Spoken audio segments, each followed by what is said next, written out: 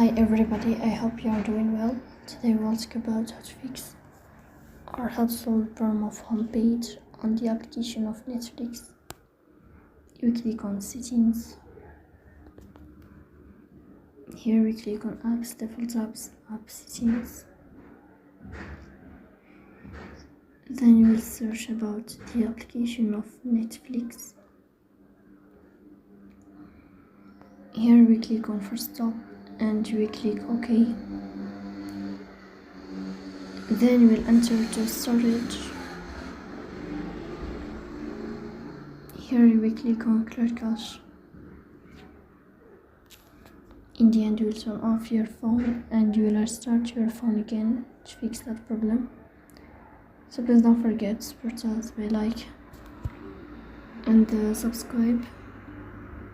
See you next time.